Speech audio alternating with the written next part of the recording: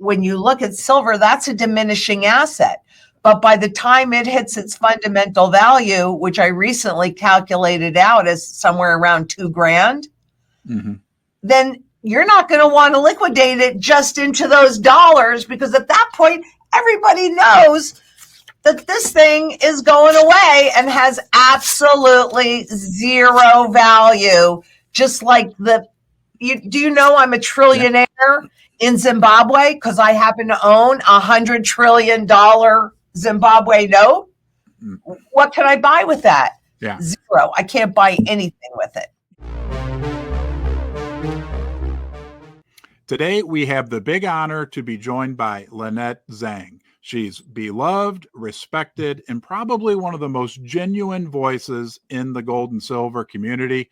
Lynette, welcome to Ron's Basement.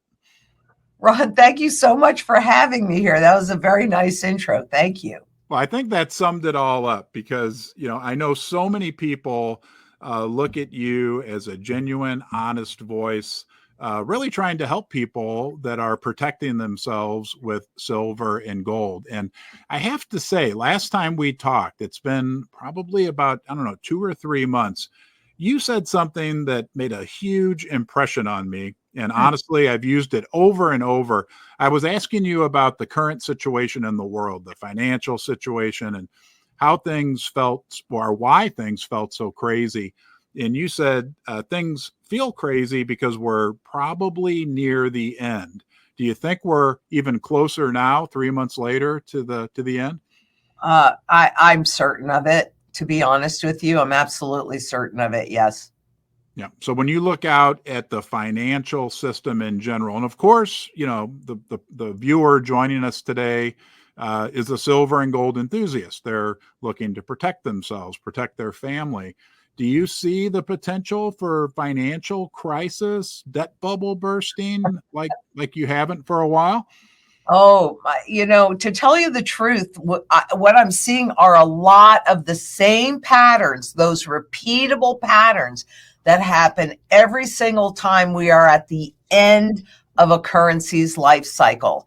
So do I see, a crisis looming in the debt markets, in the stock markets, in the derivative markets, which is really the biggest threat of anything because it's based on what happens in the stock market, in the bond markets, and in the other derivative markets. So I do see a big crisis, and I don't think we're that far away. I can't tell you exact moment, but I know that you don't want to wait. Somebody asked me the other day, can you tell me 45 minutes before this next crisis so I can rush and get my gold and silver? But it is more than gold and silver that you need, because you can't eat them.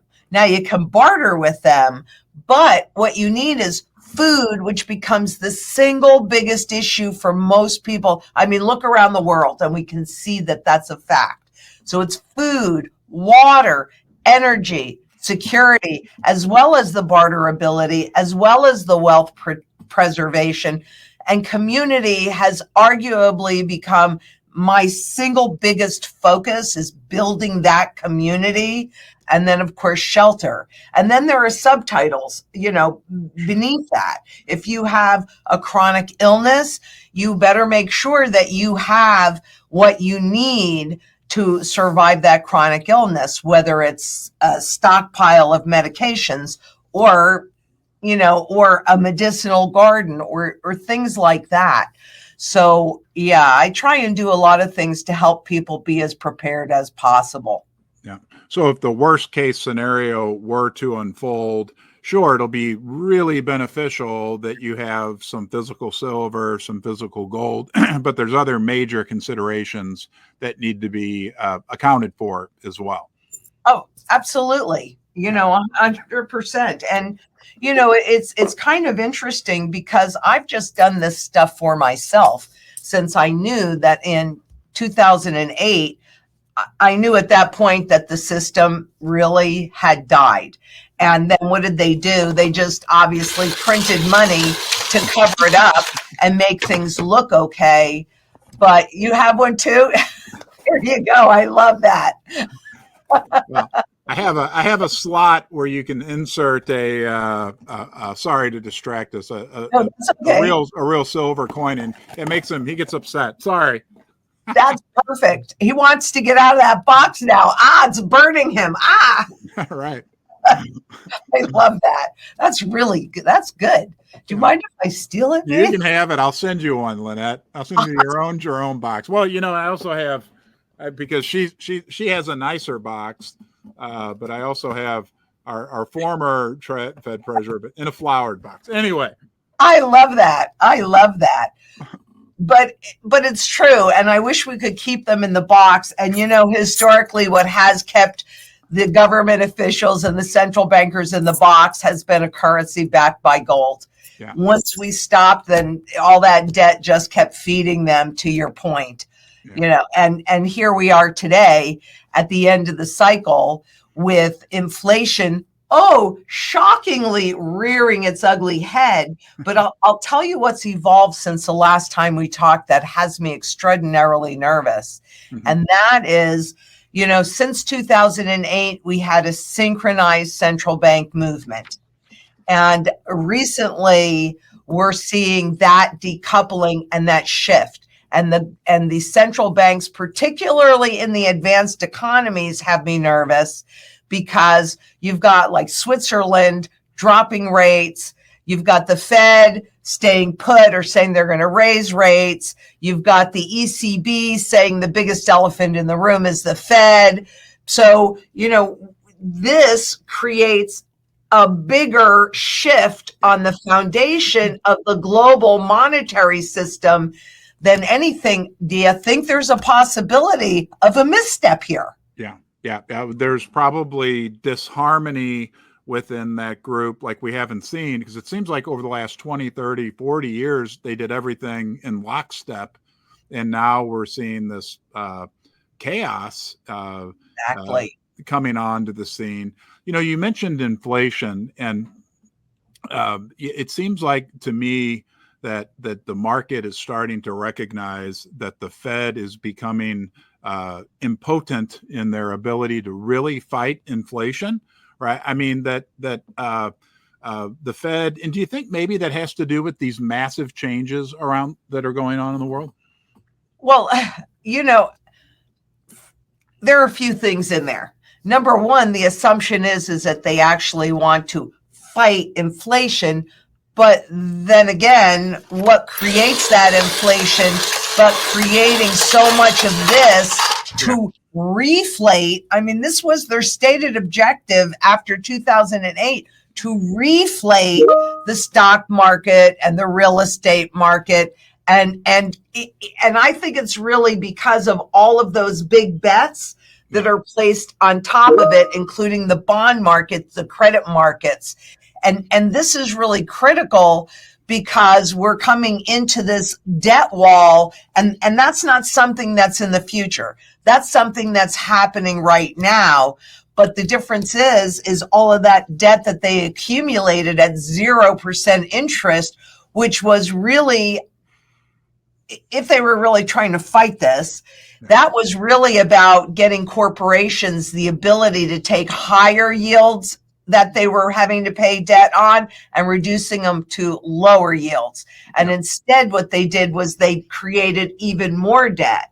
Yeah. And we have all of these zombie companies, which are corporations that have not had the ability to pay from their cash flow or their earnings all of the interest on that debt. Forget about principal. And up to this point, banks have been willing to loan them more money because they didn't want it to show on their books. Yeah. But now that even seems to be overwhelming their ability to hide that, especially with what's happening in, let's say, the commercial real estate market. Right. So we've got a massive amount of government debt. We have a massive amount of corporate debt, which many times that debt was taken out by corporations to buy back their own stock to juice earnings. But they still and send that money out of the corporations. Yeah. So but they still have all that debt. So we have government debt, corporate debt, and consumer debt, all at like all-time highs, right? And it can't absorb interest rates much higher than where they are now. So when I talk about the Fed being impotent against fighting inflation, at the same time, correct me if I'm wrong, we have the world just at a time when the United States on a government corporate level needs the world to want to buy our debt. The world is saying, whoa, no thanks. We know how to work a calculator. We're not real interested in taking on your debt. It seems like we could be heading into a rather precarious situation. If you're looking to buy gold, silver, or platinum, do yourself a favor and check out Pimbex, the online precious metals bullion dealer and sponsor of Ron's Basement. I was a happy customer before they offered to support the channel. You'll find they have the best prices, quality, and service. I think Pimbex is best, and you will too. And be sure to tell them that you're from Ron's Basement. I don't think we're heading into it, Ron. We're already there.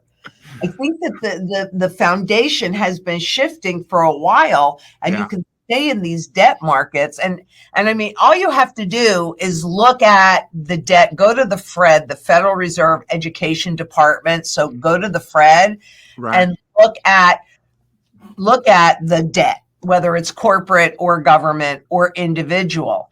And what you will easily see, and there are these gray bars that are in these charts that represent official recessions, which they get to name. This is a recession or not.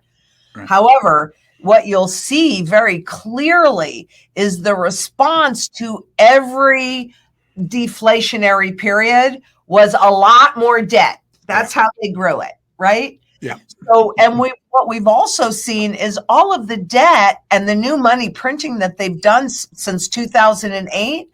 When they first came out with quantitative easing, it had a much bigger impact on that 800 billion than it does now on the trillions and trillions. It's just pushing on a string. Yeah. So can the Fed control inflation? No. And fighting inflation is garbage because their job is really about managing the rate of inflation.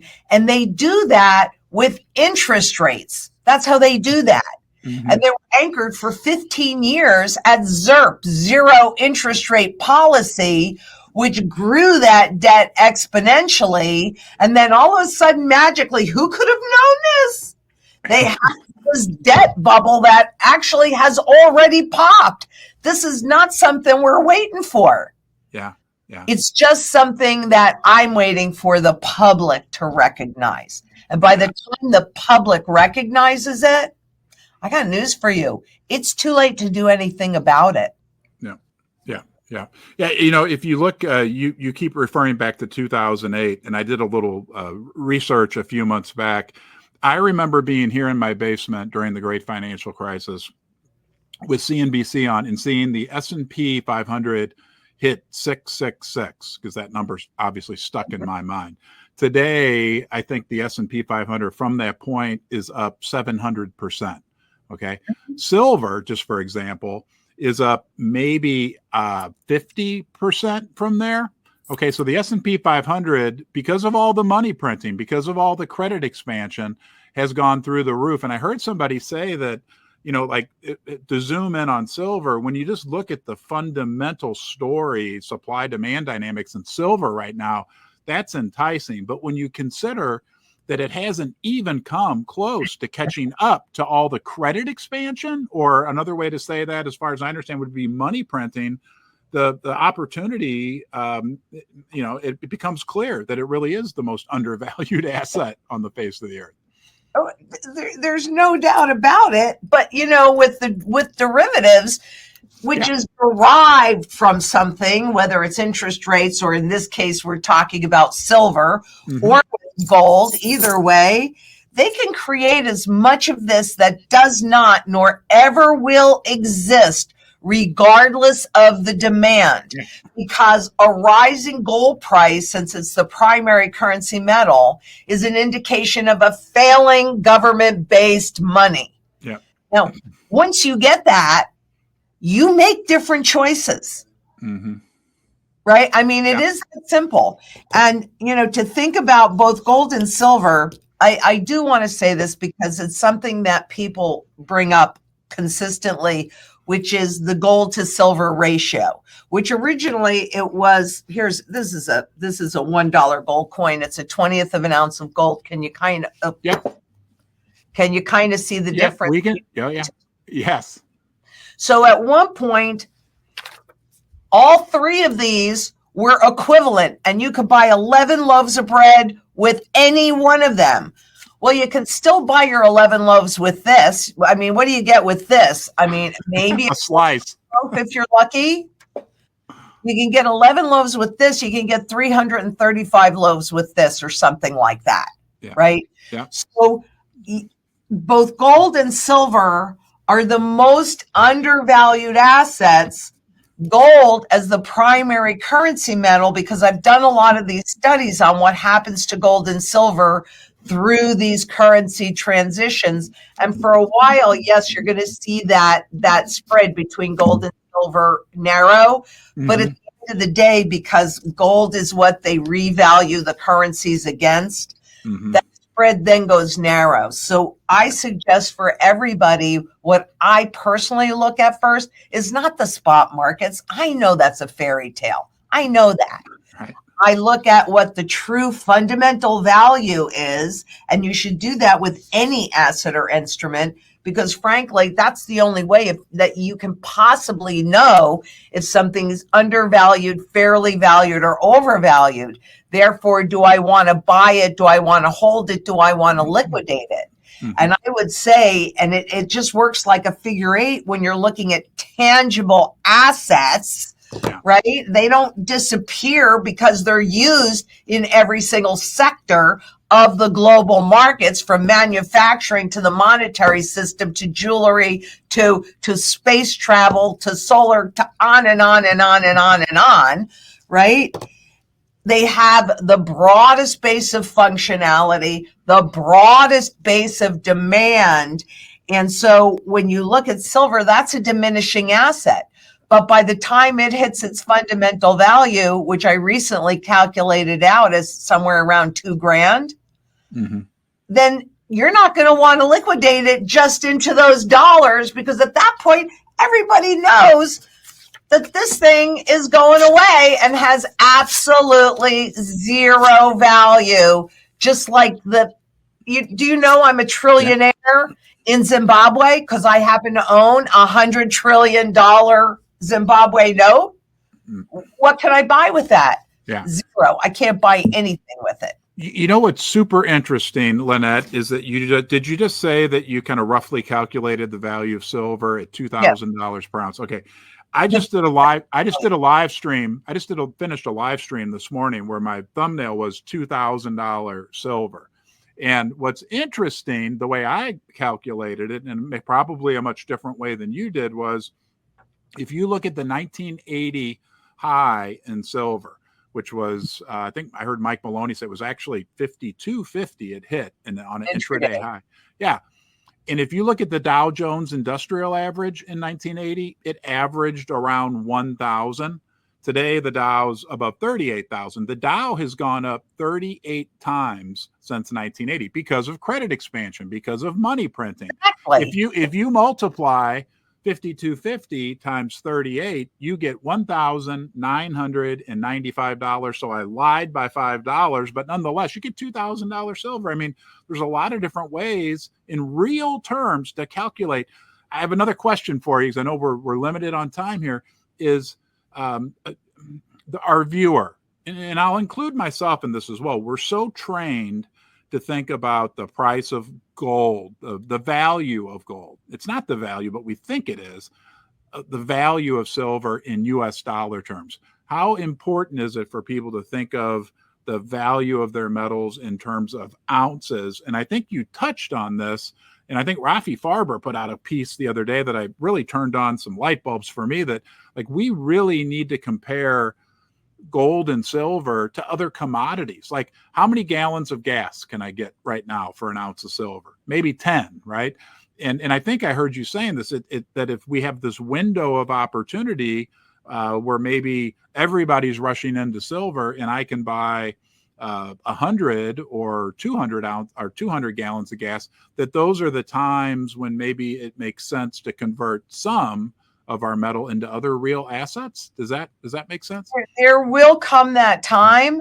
And let me kind of back up and also tell you how I calculate and why I do this, the fundamental value.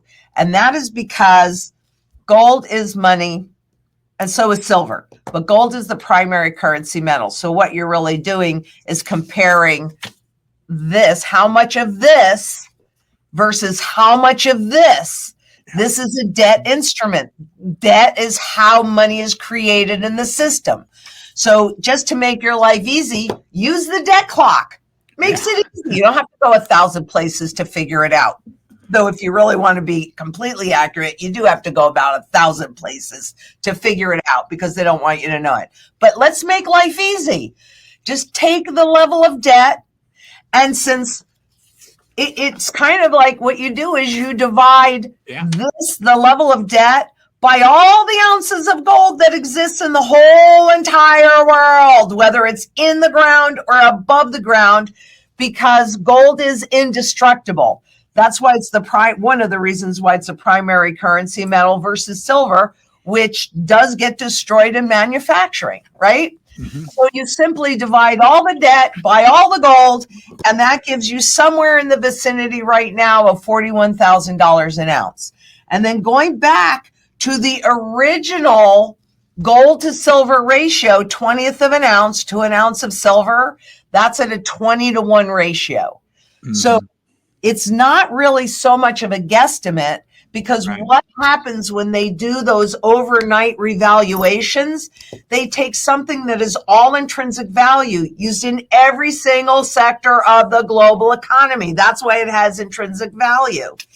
And they take this garbage that has no intrinsic value, is only used in one place as a tool of barter in the financial system. And they revalue this against that. Now, what we don't know, and then gold begins to go to its fundamental value, and then silver as the secondary monetary metal also follows suit, right? And because it's so severely undervalued, but it also straddles both worlds, the financial world as well as the industrial world, you know, again, you're going to see that gap narrow, but then you're going to see it widen again as we get closer to this overnight revaluation.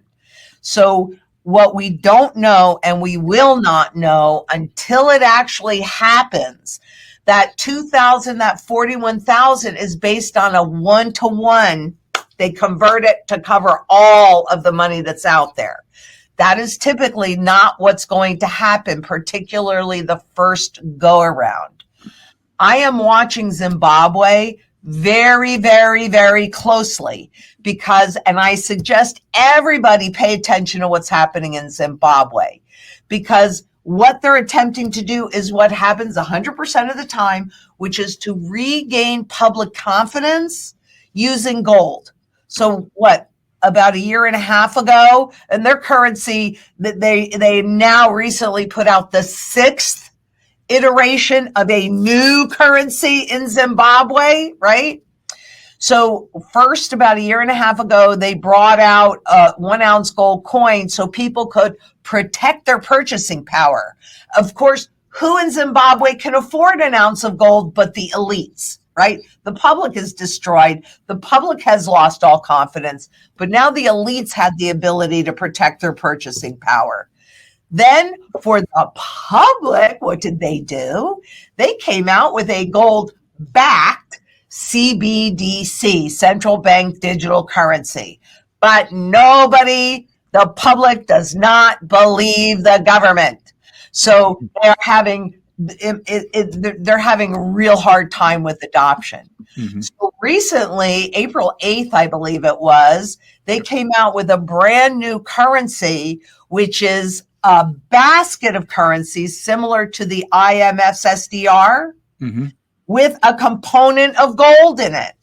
but I have it pulled up to look because I have not been able to find, and I'm on the Zimbabwe central bank website, so I'm trying to see if I can discover when they're going to announce it there. So I cannot find which currencies, what that percentage is, what the percentage of gold is. I can't find anything about it. And the funny thing is, not so funny, but the public still does not trust it, will not take, it's called a ZIG, Z-I-G, Mhm. will not take it. And even some of their own government agencies will Right. not accept the new currency. You think they're doing something wrong? Yeah, sounds like it. Absolutely, absolutely. The when you were talking earlier about the way you calculated this potential $2,000 price for silver, and you were talking about all the debt in the world alone, right, accounting for that revaluation. And what I was thinking was, we're not even considering the derivatives, right, on top of that. Yeah, I mean, 100%. yeah, I mean the derivative market. I did a calculation at was it 3 quadrillion. That if just 1% of that dropped out, it would be like, I think it would be like, I don't know, $30 trillion or something. It's unbelievable. I know we're stretched for time. The last question I have for you, and then I want to show everyone your YouTube channel and your new website where they can go for that, is the fact that we kind of started this conversation about being prepared. And I want to get quickly your comments on, if things do get hairy, or when they get hairy, the fact that with technology now, and we've seen this during the little big banking crisis 14 months ago. We saw it during the silver squeeze that happened a few years back, that with technology, people need to realize gold and silver inventories available to retail investors can get wiped out quite literally in hours. And that people need to be, if you think it's something that maybe it's a good idea to get it sooner as opposed to later, because Lynette cannot give you a 45-minute warning as to when this will happen. I can't even give myself a 45-minute warning. Yeah, exactly. That is a really good point, Ron, because remember, anything physical, there is a finite amount of it, period, end of discussion. So you need to, things that I was able to put in my portfolio 20 years ago, I can't get them today. And I certainly can't get them at the same price that I paid, and people will look and say, well, look at gold. It's, near all-time highs. No, it really isn't. If you want to see the truth about the market, you have to understand that the spot markets are created to create perception management, keep you away from these metals. But in the physical only market, so this market that is physical only, which is gold, this happens to be, a mint state, meaning never been in circulation, 63 gold coin. This is a physical only market. This broke out way before the spot gold market broke out, right? Because this is a true supply and demand market. You're never going to get good price discovery from Wall Street. That is not their job. No. So for our viewers who want to hear more from Lynette, I want to bring everyone out to your YouTube channel, which is newer and growing like crazy. It is. You can go here, Zang. I mean, I'm blown away by the response that I've gotten on the web, on the YouTube channel, on the website. I mean, it's pretty darn amazing. Yeah. And you have some great guests, Gregory Manarino, Johnny Bravo. So you can go check out Lynette on the YouTube channel. And I'm going to switch over here. I'll let you talk about your upcoming website. Yes, the countdown clock. It will be you can go to the channel and we will be open for business. Less than a week away. We have been working furiously to get everything set up, and then we'll continue to grow it and expand it because we haven't really had that much time. But fortunately, I have the most incredible community team around me of the highest quality people, and we all care and we all realize who we really work for, which are the viewers. Yeah. So we do a lot of things, and we'll continue to do a lot of things to support their efforts. And I do want to say that, and I mentioned it briefly, but community has become the single biggest issue that I'm promoting locally, because we are running out of time and you need all those other elements. You need security in all of these: food, water, energy, security itself, barterability, wealth preservation, community and shelter, and community locally. Go to your local farmers market, get to know who grows your food. Go to your community gardens and participate. Find like-minded people, because there is power in there, and because we're running out of time. And I've been building my urban farm and now my bug out farm, but the urban farm since 2010, because I knew that food becomes the single biggest issue. So I have an incredible team of support that is really here to help us all be there. But maybe you don't have, maybe you have silver and I have gold, and you know how to lay irrigation, and I know how to build a chicken coop or whatever. But community comes together bringing what they have to share, skills and or assets, and then we can weather this storm together locally. But globally, because it should be pretty obvious to the world that they are driving us, while they talk about all of that de-globalization, the monetary system is headed into a one world currency and one world controlled system. I believe it will be the IMF's CBDC, based on the SDR. And because they're talking about having a global currency, and it makes sense, it's a basket of currencies. They can put every currency on the planet on there, so that you have one overarching currency that is ruled by non-elected officials, treasury secretaries, and central bank chiefs. Mm-hmm. And then it just translates into the local currency. So the US dollar will still be called the dollar. So people will think nothing has changed, when in reality, everything has changed. So I believe so strongly that we must come together in a global community, create a quiet, peaceful revolution simply by buying silver and gold and taking your wealth out of their system. And then they will have no choice. If there's enough of us, they will have no choice but to give us a seat at the table at the new iteration of the currency right out of the chute. And I'm not saying it'd be 100% gold backed, although they could do it because there's a finite amount of gold and it's indestructible. Yep. But I am saying that at least it will be more stable and you can have more privacy. Yep. And less war. War, right? Hey, yeah. On behalf of the Ron's Basement community, I want to say thank you, Lynette. You've proven to us. I started out by saying you're beloved, respected, and genuine.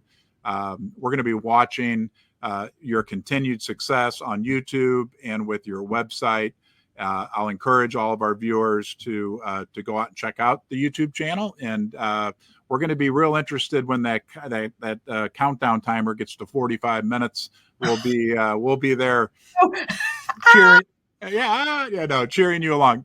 My biggest fear is that we will be flooded, and we're all just going to pedal as quickly as we can, so that we talk to everybody that wants to talk to us, and we help everybody that we can help on so many levels. And I do these, Ron, because now we're all part of the same community, aren't we? Mm-hmm. Yep, we are. We really are. I mean, I know from getting to know the people that are active in my channel, my community, and from getting to know you and other people, that we really are part of the same community. And yes, we are.